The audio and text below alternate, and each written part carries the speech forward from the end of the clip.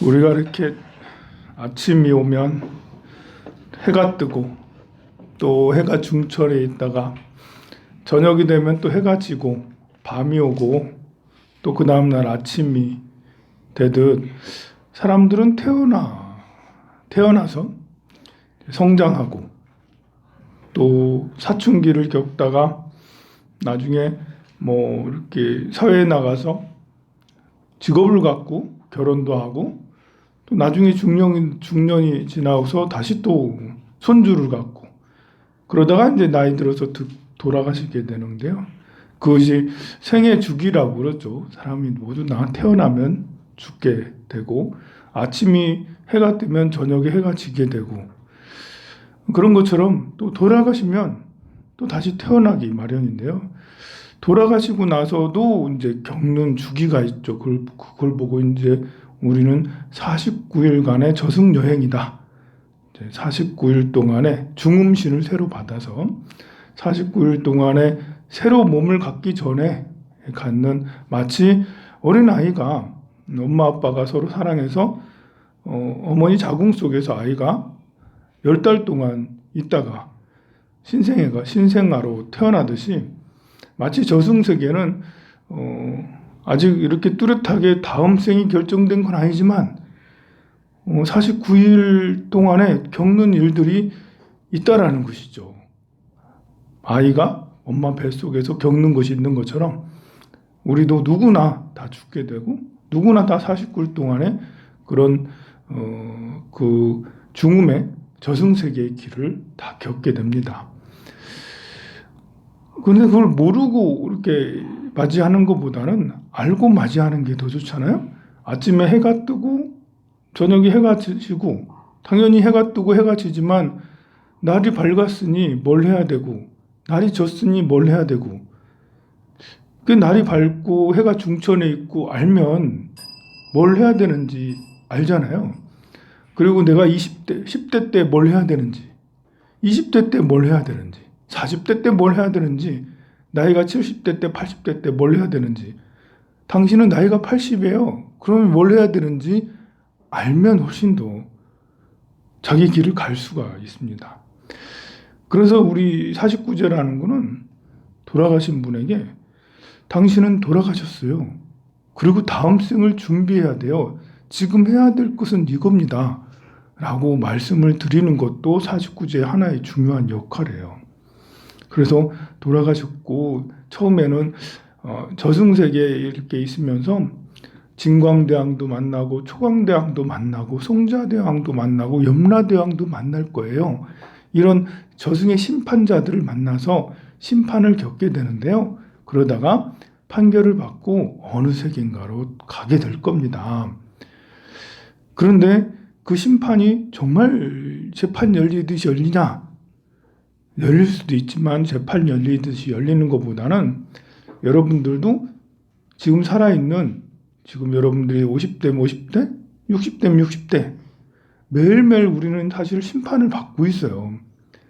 점검받고 있잖아요. 아들, 딸한테 우리는 여러분들이 엄마 돈 많이 벌어놨어? 뭐 이런 거 맨날 듣고 있잖아요. 돈 많이 못 벌어놓으면 이제 아들, 딸들이 우리 엄마는 맨날 고생만 하고 주는 건 없고 뭐 이런 게 심판이라고 할 나이가 들면 아이들이 염라대왕이에요. 염라대왕. 네. 이제 내가 이렇게 지어놓은 공덕이 많고 해놓은 게 많으면 아들, 딸한테 떳떳해가지고 야 이놈들아 나를 보고 살아라. 나처럼 살아봐. 이래야 되는데 나이 들어가지고 이렇게 좀 해놓은 게 없으면 얘들아 미안해. 마치 염라대왕에 끌려놓은 그 죄인처럼 아 미안. 내가 너무 잘못 사는 것 같아. 뭐 이렇게 되고 그래서 일상생활도 심판이라고 우리가 할 수 있어요. 그리고 또 이렇게 모든 걸 재물로 판단하는 건 또 아니죠. 여러분들이 쌓아놓은 재물이 없더라도 내가 지난 세월 동안 그 인문학적으로 어떻게 교양이 있고 또 지혜가 있고 마음이 넓고 그러면 내가 그래도 쌓아놓은 돈은 없어도 그래도 난 인생을 최선을 다해서 살았어. 나는 후회하지 않아. 다시 이 생을 산다 해도 난 또다시 이런 삶을 살 거야 라고 확신에 차 있다면 그 역시 잘 살았다. 염라대왕 앞에서 떳떳할 수가 있는 거죠. 공덕은 없지만 가치를 실현하고 살았으니까요. 근데 그것도 있잖아요. 이제 이렇게 내가 얼마나 가치관이 잘 정립되어 있느냐에 따라 그것도 다릅니다. 젊어서 이렇게 도둑질을 하고 거짓말을 하고 배신을 때리고 그랬다 하더라도 나이가 들어서 50대, 60대 들어서 철이 들어가지고 내가 부처님법을 배워서 그게 진짜 잘못된 줄 알았어요. 이렇게 이제 후회도 하고 참회도 하고 그러면 자식들 앞에서도 더 떳떳할 수가 있어요. 사람들에도 더 떳떳할 수가 있고 자기의 잘못을 인정하고 그리고 더 겸손해지고 더 아름다워져요. 사람이 그 젊어서 떵떵거리고 이것도 잘 되고 저것도 잘 되고 성공해서 나이 들어가지고 재산이 뭐 100억, 200억 많다고 중산층이 되고 뭐 그렇게 한다고 해서 다 훌륭한 건 아닙니다. 100억, 200억이면 뭐예요? 암왕과 독선에 가득 차 있으면 그러면 애들도 우리 엄마 참 아빠 돈 많긴 한데 싫어 이제 싫어 짜증나 왜 우리 자꾸 무시해 이러면서 인격이 안 좋으면 또 아무리 스스로 이러는 게 많다 하더라도 역시 심판을 받게 마련이에요. 본인은 뭐 떳떳하다고 하지만 사회적으로는 참 저 사람 그렇다라고. 그리고 그것이 다음 생애로 가게 되면 내 생각과 다르게 내가 지어진 업대로 누굴 무시했으면 가진 게 많다고 극락이 가는 게 아니니까요. 내가 1조 원의 그 재산이 있다고 극락 가면 아닙니다. 그 돈하고 상관이 없잖아요. 그 사람이 어떤 마음을 가지고 어떻게 살았느냐가 극락세계에 가는지 지옥으로 가는지를 결정짓기 때문에 암환과 무지 독선으로 있으면 오히려 그 지옥 세계로 떨어지게 되죠. 하지만 젊어서 정말 그 도둑질에 거짓말에 배신에 사기에 많은 잘못을 저질렀다 해도 나이가 들면서 자신의 죄를 참회하고 부처님 앞에서 기도 드리고 새로 공부도 하고 인격을 더 높이고 그랬다면 겸손해지고 했다면 사람들이 저 사람의 과거 행적을 아는 사람들은 욕하지만 또 현재 그것을 보면서 인간 승리다. 어떻게 사람이 저렇게까지 변할 수 있을까? 참 훌륭하다 사람이. 나중에 나이 60이 넘고 70이 넘고 하는 행동들을 늘 봉사활동하죠. 늘 뭐 선행을 하죠. 좋은 말을 하죠. 심지어 책도 내 막 강의도 해 심지어 막. 너무 말도 잘하고 너무 인격적으로 훌륭하고 넓은 마음을 쓰고 자기 것을 챙기지 않고 남을 위해서 헌신 막 노력해. 그러면 젊었을 때 잘못한 것을 참여하기 위해서 나이 들어서 했던 그런 것이 오히려 자기 성장에 큰 기회를 이루고 다음 생에 극락세계로 왕생할 수 있게 되는 것이죠.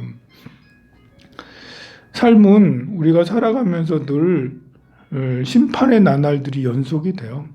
오늘 아침에도 일어나서 내가 어떤 생각을 하느냐가 나 자신에게 스스로 자기 자신을 심판하는 거기도 하고요.